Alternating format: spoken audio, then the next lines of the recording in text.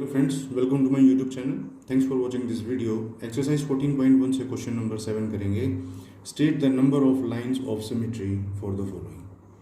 ये हमको कुछ फिगर्स दे रखे हैं और हमसे पूछा गया है कि इन हर एक फिगर के अंदर कितनी लाइन ऑफ सिमेट्री हो सकती है. देखिए फ्रेंड्स, सबसे पहले तो हमें पता होना चाहिए लाइन ऑफ सिमेट्री एक ऐसी लाइन होती है जो किसी भी फिगर को इक्वल हाफ के अंदर डिवाइड करती है. यानी कि अगर मैं इस इक्विलेटरल ट्रायंगल को, सबसे पहला फिगर देखिए आप, एन इक्विलेटरल ट्रायंगल, हमसे पूछा गया है कि इसकी लाइन ऑफ सिमेट्री कितनी हो सकती है. देखिए, क्योंकि इसकी तीनों साइड्स इक्वल हैं तो यहाँ पर अगर इस दोनों पॉइंट का मैं सेंटर ले लूँ यहाँ, और ये जो वर्टेक्स है इसको एक लाइन से ऐसे ज्वाइन कर दूँ, तो ये जो दोनों पोर्शन हैं ये इक्वल होंगे. इस पोर्शन को फोल्ड करके अगर मैं इसके ऊपर टिकाने लगूंगा तो नीचे वाला पोर्शन मुझे दिखाई नहीं देगा. ऐसी लाइन को हम लाइन ऑफ सिमेट्री बोलते हैं. तो इक्विलेटरल ट्रायंगल के अंदर लाइन ऑफ सिमेट्री हो सकती हैं तीन, क्योंकि तीनों साइड्स इक्वल हैं. चाहे आप इस वर्टेक्स को इसके सेंटर यहाँ से मिला लीजिए, चाहे आप इस वर्टेक्स को इस सामने वाले सेंटर से मिला दीजिए, या फिर आप इस वर्टेक्स को इस सामने वाले सेंटर से आप मिला दीजिए. ये तीनों ही लाइन ऑफ सिमेट्री हमारी इक्विलेटरल ट्रायंगल की होती हैं. उसके बाद है आइसोस्केलस ट्रायंगल. आइसोस्केलस ट्रायंगल की लाइन ऑफ सिमेट्री केवल एक ही पॉसिबल है.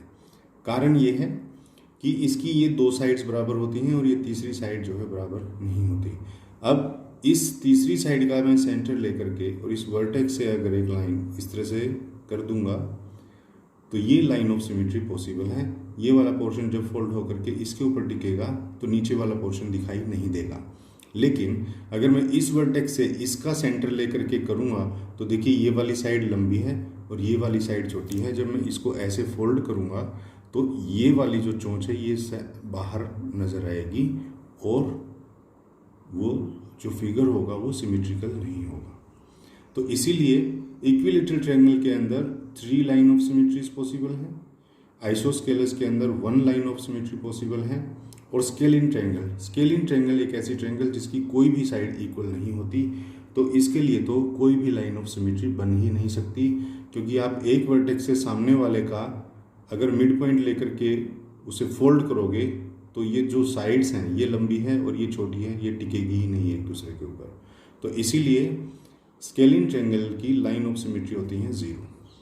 उसके बाद आ जाइए स्क्वायर पर. स्क्वायर एक ऐसा फिगर होता है जिसके चारों एंगल्स 90 डिग्री के होते हैं और चारों साइड्स जो हैं वो इक्वल होती हैं. तो इसकी 4 लाइन ऑफ सिमेट्रीज हो सकती हैं. देखिए, एक लाइन ऑफ सिमेट्री ये हो सकती है, आप इस तरह से फोल्ड कर सकते हैं. एक लाइन ऑफ सिमेट्री ये हो सकती है, आप इस तरह से फोल्ड कर सकते हैं. और 2 लाइन ऑफ सिमेट्री होती हैं इसकी डायगोनल वाइज, क्योंकि सारी साइड्स बराबर हैं. आप उनको इक्वली आप बांट लीजिए. इसको इस तरह से फोल्ड करेंगे तो भी ये एक दूसरे के ऊपर पूरा इसको ढक लेगा, और एक लाइन ऑफ सिमेट्री ये दूसरा जो डायगोनल होता है इसके साथ साथ चलती है.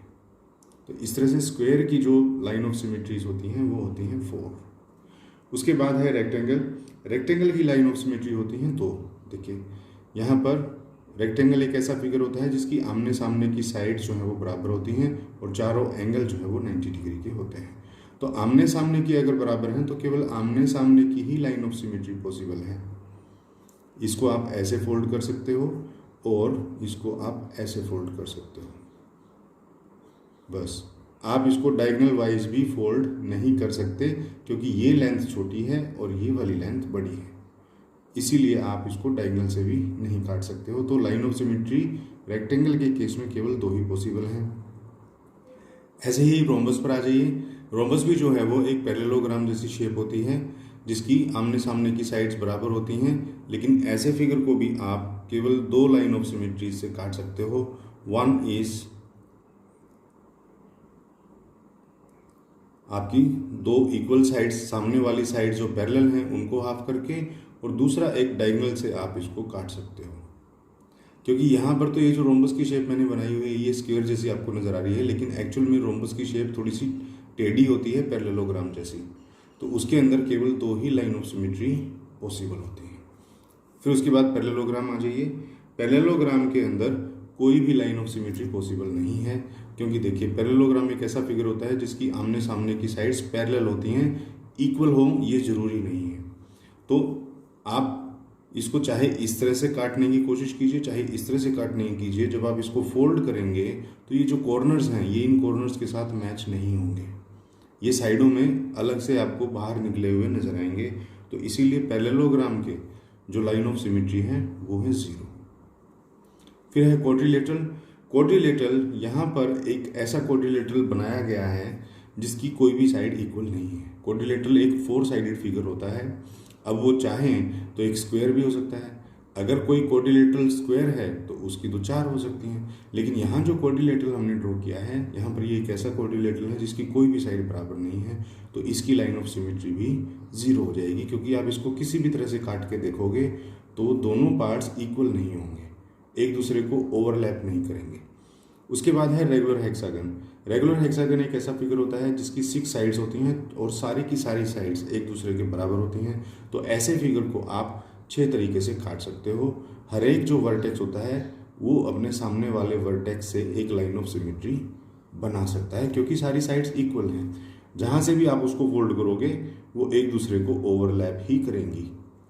तो देखिए, इस तरह से अगर आप सभी वर्टेक्स को एक दूसरे के साथ काट रहे हैं तो वो सभी एक दूसरे के जो है वो लाइन ऑफ सिमेट्री होंगे। तो यहाँ पर रेगुलर हेक्सागन की लाइन ऑफ सिमेट्री हो जाएंगी हमारी 6। उसके बाद आ जाइए, लास्ट फिगर है हमारा सर्कल। अब देखिए, सर्कल की लाइन ऑफ सिमेट्री क्या होगी? कोई भी ऐसी लाइन जो इसके सेंटर से होकर के गुजरे। सेंटर से होकर के क्यों? सेंटर से होकर के गुजरेगी तभी तो ये दोनों जो 2 पोर्शंस हैं इसके, जिनको हम सेमी सर्कल्स बोलते हैं, ये इक्वल होंगे और तभी तो एक दूसरे के ऊपर टिके हुए बराबर होंगे। तो सर्कल की तो लाइन ऑफ सिमेट्री इन्फिनिटी तक हो सकती हैं, कितनी भी लाइन ऑफ सिमेट्रीज हो सकती हैं, क्योंकि सर्कल के इनडेफिनेट नंबर ऑफ डायमीटर्स हम बना सकते हैं। तो इसीलिए इसका आंसर हो जाएगा इनफाइनाइट। तो फ्रेंड, ये था हमारा क्वेश्चन नंबर 7। आई होप आपको अच्छे से समझ में आ गया होगा। नेक्स्ट क्वेश्चन के लिए मिलेंगे नेक्स्ट वीडियोस के अंदर, तब तक के लिए थैंक यू।